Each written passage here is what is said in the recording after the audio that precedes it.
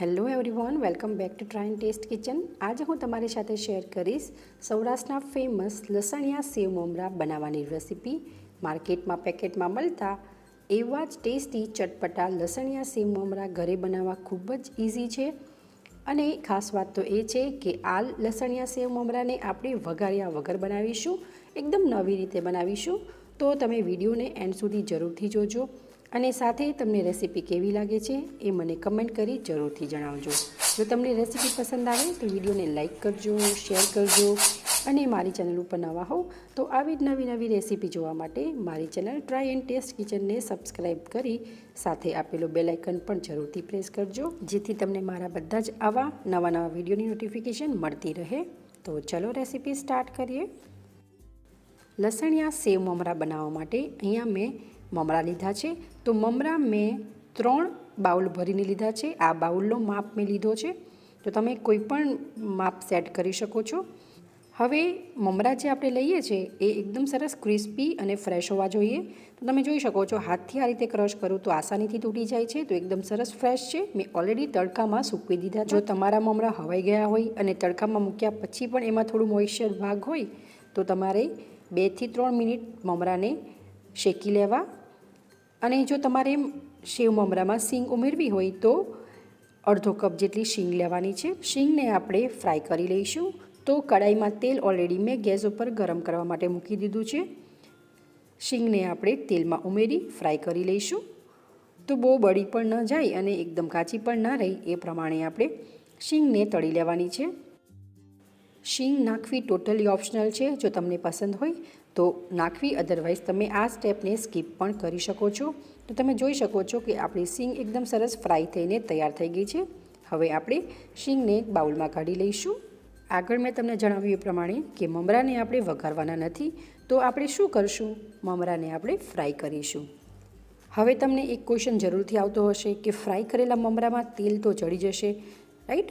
પણ તેલ બિલકુલ નથી ચડતું, તમને આગળ જરૂરથી બતાવીશ, તો તમે વિડીયોને એન્ડ સુધી જરૂરથી જોજો। હવે આપણે તેલ ગરમ હોવું જોઈએ અને ગરમ તેલમાં આપણે થોડા મમરા ઉમેરી 1 મિનિટ સુધી ફ્રાય કરી લેવાના છે। બહુ વધારે ટાઈમ નહીં લાગશે, ફટાફટ ક્રિસ્પી થઈ જશે અને ફ્રાય થઈ જશે।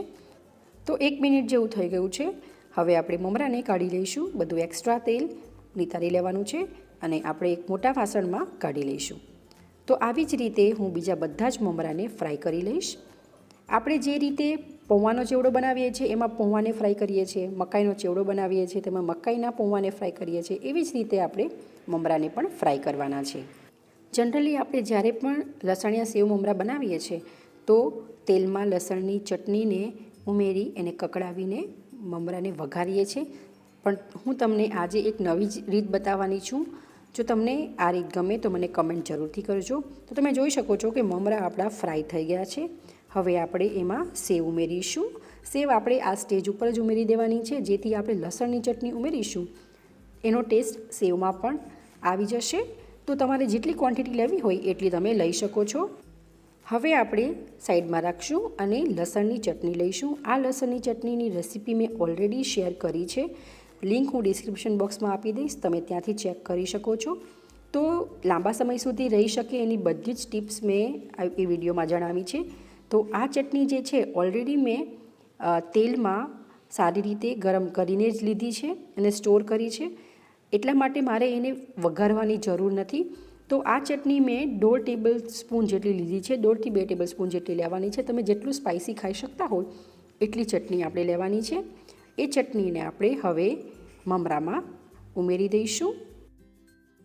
ત્યારબાદ આપણે થોડું મીઠું ઉમેરીશું। લસણની ચટણી બનાવતી વખતે ઓલરેડી મીઠું ઉમેર્યું જ છે, તો ધ્યાન રાખીને ઉમેરવું। હવે આપણે લસણની ચટણીને મમરા સાથે હાથ વડે એકદમ સારી રીતે મિક્સ કરી લેવાનું છે। તો હળવે હાથે મિક્સ કરશું, મમરા આપણા ચૂરો ન થઈ જાય એનું ખાસ ધ્યાન રાખવું। મમરા આપણા થોડા ગરમ છે અને લસણની ચટણી એકદમ સોફ્ટ છે, તમે આ રીતે રબ કરશો તો એકદમ સારી રીતે મિક્સ થઈ જશે।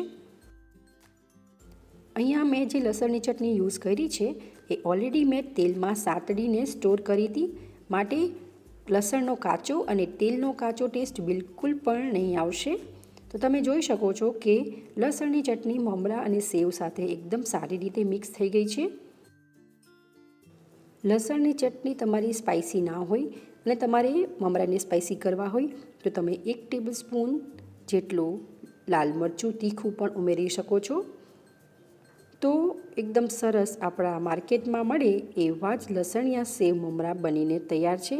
જો તમે ક્યારે આ રીતે ના બનાવ્યા હોય તો એકવાર જરૂરથી ટ્રાય કરજો. આ રીતે બનાવશો ને તો ઓલવેઝ તમે આ રીતે જ બનાવશો અને એટલા સુપર ટેસ્ટી ચટપટા માર્કેટમાં મળે એવા જ આ લસણિયા સેવ મમરા ઘરે બને છે. તો હવે આપણે લસણિયા મમરાને સર્વ કરીશું. તમે કોઈ પણ એરટાઇટ કન્ટેનરમાં સ્ટોર કરીને રાખી શકો છો. તો તમે પણ એકવાર આ રીતે લસણિયા સેવ મમરા ઘરે જરૂરથી ટ્રાય કરજો અને કેવા બને છે એ તમારા ફીડબેક મને કમેન્ટ બોક્સમાં જરૂરથી જણાવજો. જો તમને આ રેસીપી પસંદ આવી હોય તો વિડીયોને લાઇક જરૂરથી કરજો, વધારેમાં વધારે શેર કરજો અને મારી ચેનલને સબસ્ક્રાઈબ જરૂરથી કરજો. તો ચલો ફરી મળીશું એક આવી જ નવી રેસીપી સાથે. Thank you for watching.